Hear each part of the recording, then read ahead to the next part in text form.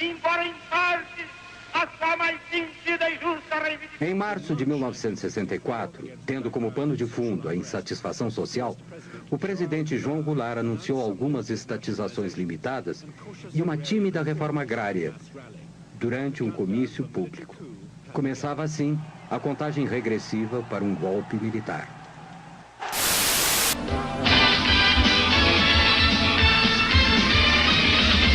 Mikhail Gorbachev renuncia e diz que abandona o poder por não admitir a divisão do país.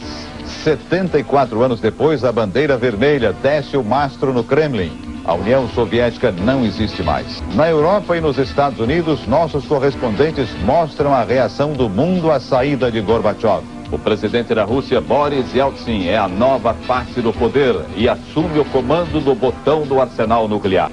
O Jornal Nacional está começando. 11 de setembro de 2001. Uma terça-feira que vai marcar a história da humanidade. A maior potência do planeta é alvejada pelo terror. World Trade Center, Nova York. No mais importante centro financeiro do mundo, uma torre queima depois de ser atingida por um avião. Enquanto o incêndio avança no arranha-céu, um segundo avião é jogado contra a torre vizinha. E em menos de 2 horas, 2 dos prédios mais altos do mundo se desfazem numa montanha de poeira e fumaça. Na cidade sede do poder americano, outra aeronave despenca sobre o Pentágono, o centro de inteligência militar. E mais um Boeing cai na Pensilvânia. O planeta em alerta geral. Chefes de Estado condenam o banho de sangue. E reforçam a segurança nas fronteiras. Bolsas de valores e moedas internacionais são abaladas pelos atentados. Nos territórios ocupados por Israel, palestinos comemoram a maior ofensiva terrorista de todos os tempos. E na madrugada, no mundo árabe, explosões. Mísseis riscam o céu de Cabul, a capital do Afeganistão. Um terremoto avassalador no Japão. 8,9 graus na escala Richter. O maior registrado no país. O 7º pior do mundo.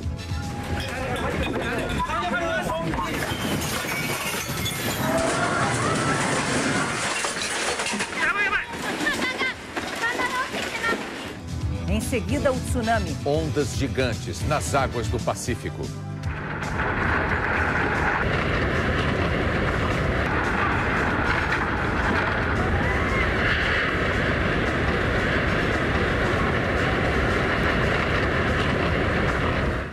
O número de mortos passa de 300. Vizinhos de um reator nuclear danificado são retirados da área e o governo admite que pode haver um pequeno vazamento de vapor radiativo. Nossos repórteres trazem as informações ao vivo do Japão. Os novos tremores que assustaram o país. A aflição dos parentes no Brasil. E a oferta de ajuda dos líderes de outras nações. Veja também o reinício do processo que investiga o assassinato da adolescente Eloá em São Paulo. Agora, no Jornal Nacional.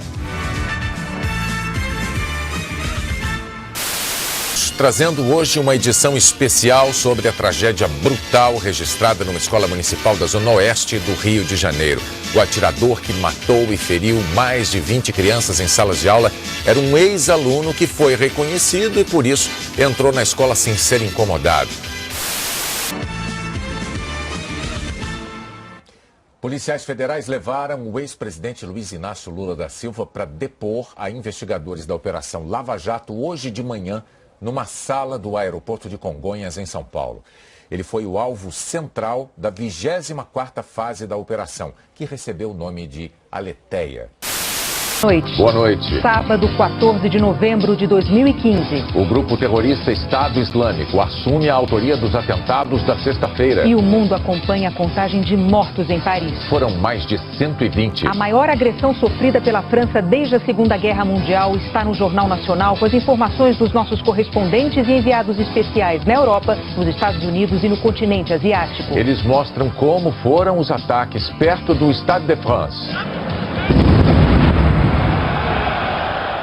No restaurante onde 2 brasileiros foram baleados. E numa casa de espetáculos.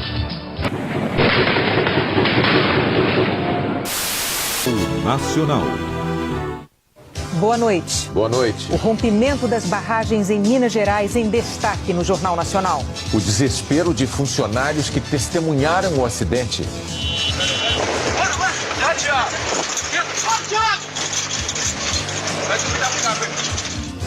A enxurrada de lama que percorreu quase 70 quilômetros. Uma enxurrada de lama fez o Brasil inteiro relembrar hoje a tragédia ambiental e humana registrada há pouco mais de 38 meses em Minas Gerais. De novo em Minas Gerais. De novo pelo rompimento de uma barragem de rejeitos de mineração da Vale, que acabou provocando o transbordamento de outras 2 barragens. São os eventos dramáticos desta sexta-feira que você acompanha a partir de agora. Um homem armado invadiu 2 mesquitas em Christchurch, na Nova Zelândia, e abriu fogo contra pessoas que estavam em orações. 49 morreram e 48 ficaram feridas.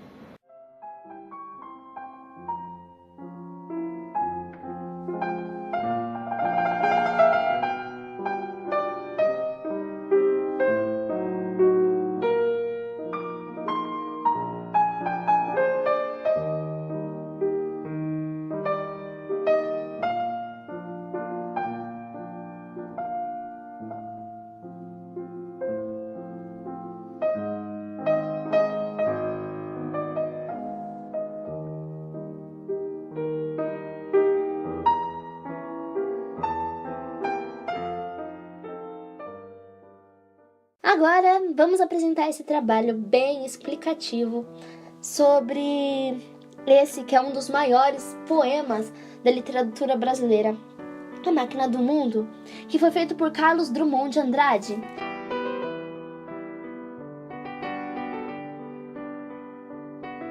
Que foi um poeta, cotista e cronista brasileiro, considerado um dos mais influentes do século XX.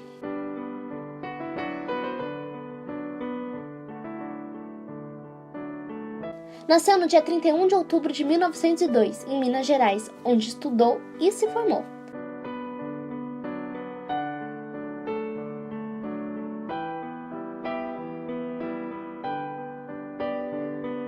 Com Emílio Moura e outros companheiros, fundou a revista para divulgar o modernismo no Brasil. Eu não falei.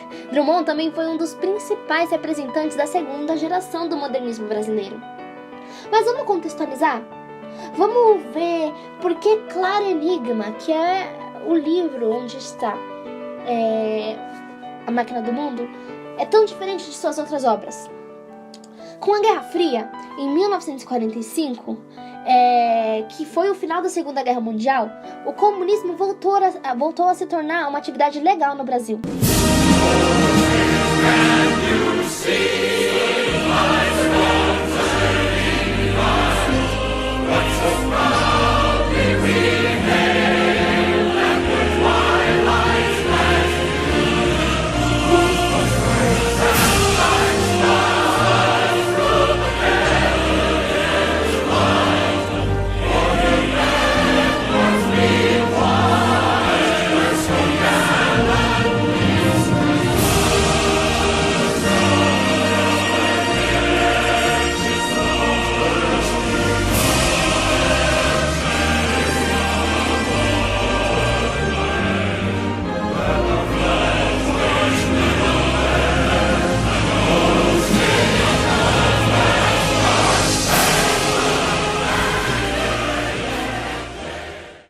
Assim, o Partido Comunista lançou Drummond como candidato a deputado federal.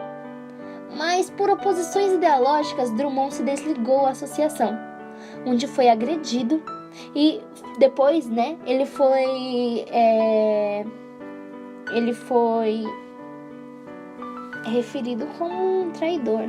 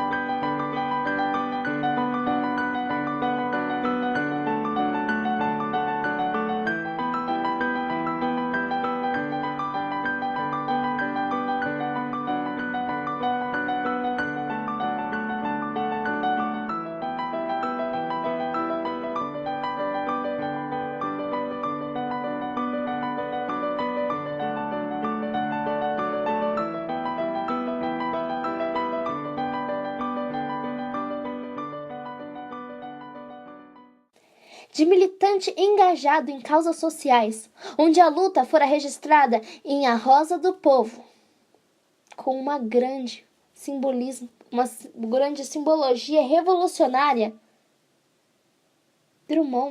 Carlos Drummond de Andrade vira um homem amargo, introspectivo e reflexivo sobre as condições humanas, o que será retratado em Claro Enigma. Então você viu a diferença? De A Rosa do Povo, onde ele estava militando, ele foi para Claro Enigma, onde ele percebe que não vale a pena. Então vamos agora, a gente já viu um pouquinho, uma característica forte de Claro Enigma, que é a característica dele está mais, vamos dizer, depressivo, que ele não tem mais muitas ideias legais, que ele tá bem revoltoso com tudo que tá acontecendo, mas é uma revolta que, ele já tava esperando, não é uma coisa que ele vai se rebelar. Temos a Máquina do Mundo, que é a 6ª parte de Claro Enigma, vamos dizer que é quase no 6º capítulo, que é dedicada a responder os enigmas apresentados pelos capítulos anteriores, que são relacionados à existência humana e seu valor no mundo. Então a gente vai desvendar aqui na Máquina do Mundo por que nós existimos e qual é o nosso valor no mundo, ok? A Máquina do Mundo é o primeiro poema da 6ª parte do livro, considerado pela Folha de São Paulo o melhor poema brasileiro de todos os tempos. Mas vamos analisar ele direitinho, para não ficar dúvida nenhuma. Quando você pegar o poema, você vai ler e você vai falar assim, ok, faz sentido. O poema já começa com eu lírico em movimento, o que quer dizer que durante o poema nós vamos ser apresentados a tudo aquilo que ele se deparar. Ok? Ele tá andando, o que ele vê, o que ele pensar no momento vai ser nos apresentado, porque ele tá no movimento, ele não tá parado pensando em algo, ok? E também é importante ressaltar que a estrutura é clássica. É uma estrutura clássica. Então se trata de um poema decassílabo. Vocês lembram? Que tem 10 sílabas poéticas, aliás, ó. Falando besteira lá no trabalho. Mas que tem 10 sílabas poéticas, que a gente tem que fazer divisãozinha lá e tudo mais. E ele também é feito em tercetos. São 3 estrofezinhas, ok? Agora você viu a diferença? Ele usa bastante a métrica, então. Se é a estrutura clássica, usa bastante a métrica. Isso quer dizer que ele está rompendo com o modernismo. Ok? Rompeu com o modernismo. Tem métrica? Já não é mais. E como os verbos estão conjugados no pretérito imperfeito do subjuntivo, não sabe o que é pretérito imperfeito do subjuntivo? Tá aqui, ó. Tô marcando aqui, ó, no papel. É quando a gente não tem certeza das coisas. É tipo, se alguma coisa acontecer, entendeu? É quando a gente tá prevendo, quando a gente não tem muita certeza, ainda não aconteceu, ou aconteceu, a gente não sabe muito bem. E tudo isso leva uma ideia de incerteza. Então, a caminhada do eu lírico vai levando ele até a gente não sabe, né? Porque ele não sabe. Ele não sabe porque ele tá andando, ele não sabe pra onde e tudo mais. E acontece isso, a gente vai esperando, até que a Máquina do Mundo aparece. A Máquina do Mundo aparecendo, o modo verbal vai para o indicativo, porque tá acontecendo. Até agora, ele não sabia bem porque ele tava fazendo as coisas. Mas a Máquina do Mundo tava lá, e ele viu, e tá acontecendo, entendeu? Entendeu? Vocês estão entendendo? Mas o que é a Máquina do Mundo, meu Deus? Eu tinha uma visão muito errada. Pensei que era realmente uma máquina que tava lá do mundo, sei lá. Pensei que era um poema mais dedicado à tecnologia e tudo mais, mas não é. Seu primeiro aparecimento foi em Os Lusíadas.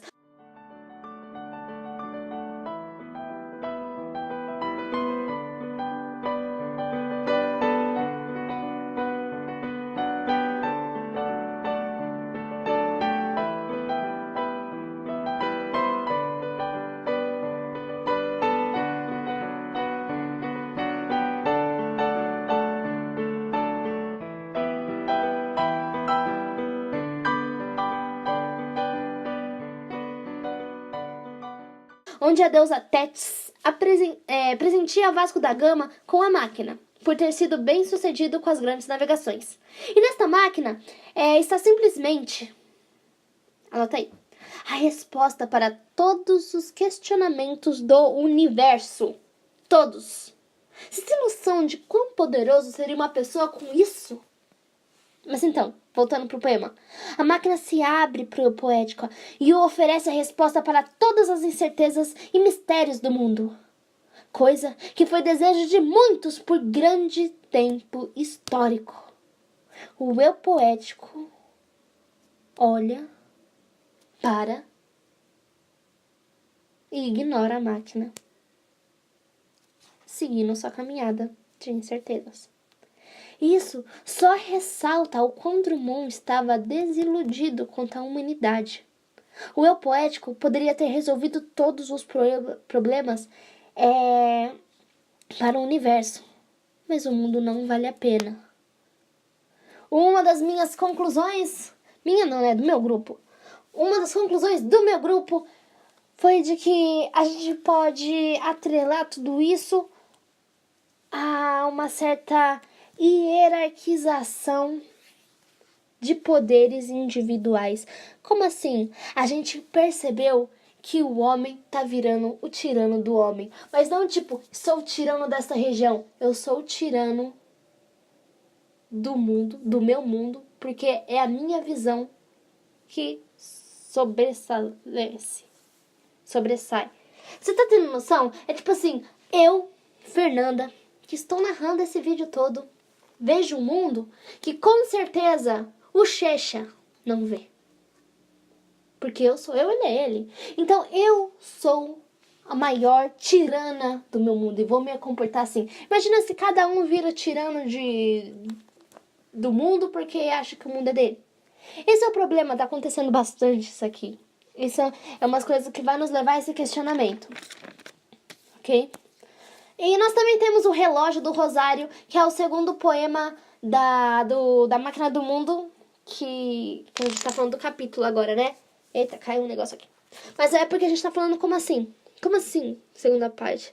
É porque a Máquina do Mundo é o capítulo, e nesse capítulo tem 2 poemas, que é a Máquina do Mundo e o Relógio do Rosário, ok? Acabei de falar do primeiro poema e agora estou falando do Relógio do Rosário, que possui 22 dísticos rimados e...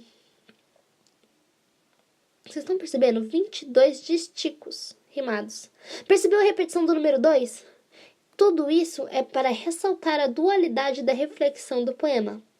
Ele é quase que uma continuação da Máquina do Mundo, onde o eu poético continua a busca das respostas do enigma, pois ele recusa a máquina. Então aí ele começa a tentar desvendar por dentro dos seres, pelos princípios da existência humana, enaltecendo dualidades como eu versus humanidade, ser versus não ser, vida versus a morte, dor versus amor, tudo versus nada. Tá vendo? São os extremos. Como que a gente pode comparar eles? O que a gente pode ver sobre essas comparações? Mas então o que é o Relógio do Rosário? No poema dá a ideia de que é uma pracinha com uma cidade do interior, onde existe uma igreja com uma torre e um relógio. E no poema existe uma referência espacial e temporal. Tipo, o dia era claro, mas as batidas do relógio trazem trevas. Todo o poema caminha pela dualidade da vida, chegando à conclusão de que nós, seres humanos, precisamos nos encontrar uns nos outros, para encontrar a essência que nos une. Ok? Assim, o homem poderá superar a maior de suas dores, a morte. E como eu palmilhasse vagamente uma estrada de Minas, pedregosa, e no fecho da tarde um sino rouco se misturasse ao som de meus sapatos, que era pausado e seco, e aves pairassem no céu de chumbo e suas formas pretas lentamente se fossem diluindo na escuridão maior, vinda dos montes e de meu próprio ser desenganado. A máquina do mundo se entreabriu. Para quem há de romper já esquivava, e só de o ter pensado se carpia. Abriu-se, majestosa e circunspecta, sem emitir um som que se fosse impuro, nem um clarão maior que o tolerável pelas pupilas gastas na inspeção contínua e dolorosa do deserto, e pela mente exausta de mentar toda uma realidade que transcende a própria imagem sua, debuxada no rosto do mistério, nos abismos. Baixei os olhos, incurioso laço, desdenhando colher a coisa oferta, que se abria gratuita a meu engenho. A treva mais estrita já pousara sobre a estrada de Midas, pedregosa, e a máquina do mundo, repelida, se foi miudamente recompondo, enquanto eu, avaliando o que perdera, seguia vagaroso, de mãos pensas.